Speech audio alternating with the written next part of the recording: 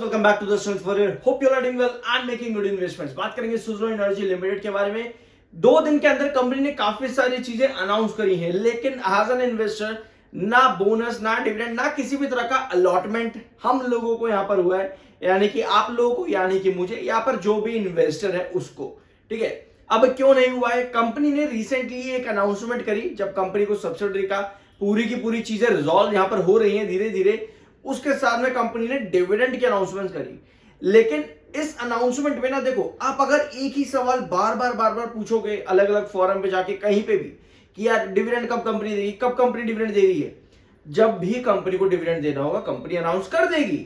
अभी नहीं दे रही है, अभी नहीं दे रही है। अभी सिर्फ एम्प्लॉयज को बोनस या ईएसओपी या डिविडेंड जैसी चीजें जो होती है वो सिर्फ एम्प्लॉयज को कंपनी दे रही है, हम लोगों को अभी नहीं दे रही है। बट यस, कंपनी ने इस चीज के लिए क्लियर तो कहीं ना कहीं बता दिया है कि हमारी बैलेंस शीट आने वाले कमिंग टाइम्स में जब स्ट्रांग और हो जाएगी तब डेफिनेटली हम डिविडेंड जैसी चीजों की तरफ सोच सकते हैं। ठीक है, कंपनी ने बोला है सोच सकते हैं, देखेंगे। अभी कंपनी कुछ नहीं दे रही है, ये चीज में बहुत बड़ा डिफरेंस है, मालूम होनी चाहिए आपको। तो शुरुआत करते हैं सुज़लोन एनर्जी लिमिटेड। सबसे पहले हमारे पास क्या है? सबसे पहले हमारे पास में स्टॉक के अभी तक के रिटर्न। ठीक है, 1300% से ज्यादा की रिटर्न स्टॉक अभी तक दे चुका है पिछले कुछ सालों में। अब भैया हमें चाहिए और दे यार, क्योंकि हम अब इन्वेस्ट हुए हैं। हम नहीं हुए 6 रुपए पे इन्वेस्ट, हमने नहीं किया 6 रुपए पे इन्वेस्ट, हमने किया है 80 रुपए पे, 70 रुपए पे, 60 रुपए पे। तो भैया भगाओ, क्या कर रहे हो यहां पर? ये चीजें आपको नहीं दिखती इतनी आसानी से। 6 वाला शेयर 86 रुपए चला गया, 1300% की रिटर्न। अब इन्वेस्टर को जबरदस्त और चीजें चाहिए। वो कैसे होता है? कंपनी के फाइनेंशियल, कंपनी के फंडामेंटल, कंपनी के डिसीजन, कंपनी के प्रोजेक्ट, उन प्रोजेक्ट्स को कंपनी कैसे एग्जीक्यूट कर रही है, बहुत सारी चीजें मिला करके धीरे धीरे रन बनता है। अभी ध्यान से समझेंगे इन सब चीजों की कि क्या करना क्या चाहिए यहाँ पर। ठीक है, और अभी कंपनी ने रिसेंटली अगर देखें 980% की रिटर्न दी है करंट लेवल्स में, और पिछले 6 महीने के अंदर सितंबर से भी अगर आप देखोगे 2024 से, तो कहीं ना कहीं वहां से भी रिकवरी वापस से बननी शुरू हुई है, और पिछले 2-3 महीने के अंदर भी रिटर्न वापस से दिए। बट अगर फिर से आप 2 महीने या 1 महीने से इन्वेस्टेड हो ऊपर के लेवल पे, तो आपके रिटर्न्स नेगेटिव इस समय है। ठीक है, ये चीजें अभी पता होनी चाहिए। इसके अलावा मार्केट एक्सपर्ट्स भैया बहुत बुलिश है। Market experts, yes, Motilal Oswal 82 का टारगेट दे दिया भैया, 82 रुपए का। ठीक है, बाई की रेटिंग भी दे दी है, तो टारगेट बुलिश है मोतीलाल ओसवाल का, 82 रुपए का है। और यही टारगेट डिफरेंट मार्केट एक्सपर्ट्स की तरफ से 80 या 76 या 77 रुपए के देखने को मिल रहे थे, जब शेयर का रेट अराउंड 70 रुपए था। लेकिन क्या हुआ? नीचे आ गया। तो जब भी आपको एक चीज गांठ बांध लो कि जब भी आपको मार्केट एक्सपर्ट्स इस तरह बुलिश देखने को मिले, तो हमेशा समझ जाओ कि भैया हमें खुद को भी रिसर्च करनी है। ये नहीं कि मार्केट एक्सपर्ट्स, मोतीलाल ओसवाल किसी ने भी बोल दिया 82 जाएगा तो भैया खरीदो जाकर के, 82 तो चले जाएगा। ये दिक्कतें कई बार आती हैं, कई बार आती हैं। तो बेटर ये है कि रिसर्च करो, अच्छी तरह से प्लानिंग करो कि किस लेवल पर क्या डिसीजन लेना चाहिए।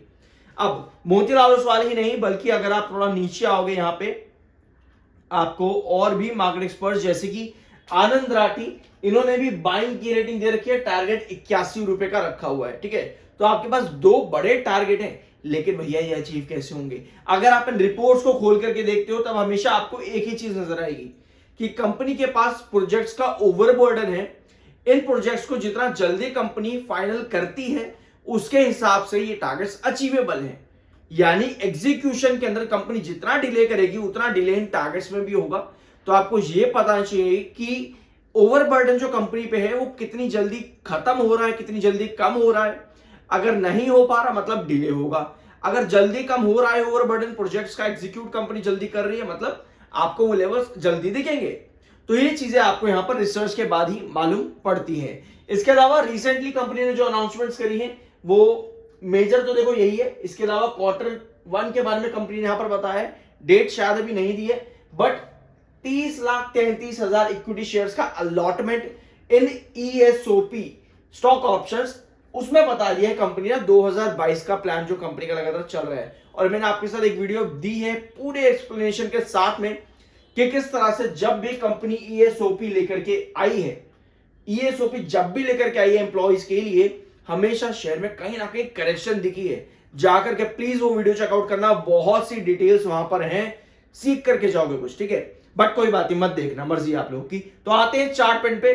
क्या कंडीशन भैया चार्ट पैटर्न की है? ये दो लेवल्स आपके फ्रीक्वेंट रेजिस्टेंस है, 66 रुपीज एंड 68 रुपीज। अभी तक अगर हम देखें पोजीशन यहां पर 68 के फ्रीक्वेंट रेजिस्टेंस पर शेयर ने रेजिस्ट करा, सेलिंग आई।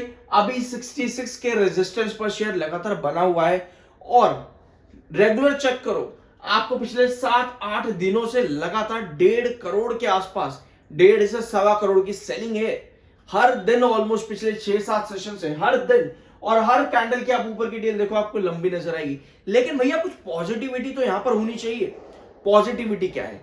पॉजिटिविटी ये है कि जो आपका 66 का ये रेजिस्टेंस आप देख रहे हो, शेयर 7 सेशन से लगातार 1.5 करोड़ हर दिन सेल होने के बावजूद भी इस 66 के रेजिस्टेंस पर ट्रेंड कर रहा है, यानी कि सस्टेन कर रहा है लगातार।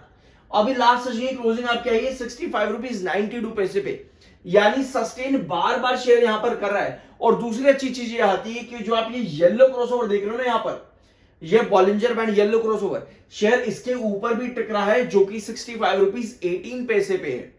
यानी 66 और 65 बॉलिंजर बैंड और स्टैटिस्टिकल बेसिस, टेक्निकल और स्टैटिस्टिकल बेसिस पर शेयर अपने रेजिस्टेंस पर टिक रहा है। बॉलिंजर बैंड का येलो क्रॉसओवर जो कि आपका 65 रुपए 18 पैसे पे है, ये आपका टेक्निकल पॉइंट ऑफ व्यू पर सपोर्ट है। यानी जितना यहां पर शेयर येलो क्रॉसओवर के ऊपर टिका रहेगा, उतनी हाई पॉसिबिलिटी है कि बुल मार्केट यहां पर कंपनी में कुछ पॉजिटिव न्यूज जो कि कंपनी के लिए अच्छी है, कुछ भी आता है तो आपको वापस रिवर्सल दिखे, जिसमें 68 आपका नेक्स्ट क्रूशियल रेजिस्टेंस आता है। ऑल्दो रेजिस्टेंस की जोन, ये दोनों के दोनों ट्रेंड्स आपका रेजिस्टेंस का जोन है। मिड सपोर्ट आपका पड़ेगा वही पुराना 62 रुपीज के पास में। तो अभी कंडीशन आपकी यहीं पर ही है, 66 से 68 और येलो क्रॉसओवर पर टिकना जरूरी है, अदरवाइज करेक्शन बहुत तगड़ी आ सकती है। क्यों?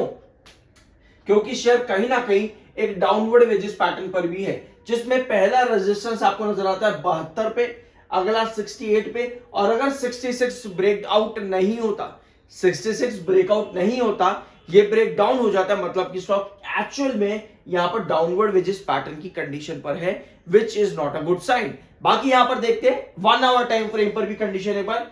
तो 1 आवर टाइम फ्रेम पर भी आपको यही चीज दिख रही है कि 66 पर फ्रीक्वेंट रेजिस्टेंस लगातार बना हुआ है स्टॉक में। बट अच्छी चीज यही है कि सस्टेन भी करने की कोशिश कर रहा है। और अगर आप लास्ट आवर देखोगे, लास्ट सेशन का लास्ट आवर देखोगे, 3 आवर बेसिकली, लास्ट 3 आवर तो आपको बायर नजर आए हैं। यहां पर भी येलो क्रॉसओवर 65 रुपीज 74 पैसे पे, और लास्ट 3 आवर के अंदर शेयर अपने येलो क्रॉसओवर के ऊपर सस्टेन हुआ है। आई होप कि वीडियो आपको पसंद आएगा। मिलता है अगले वीडियो में।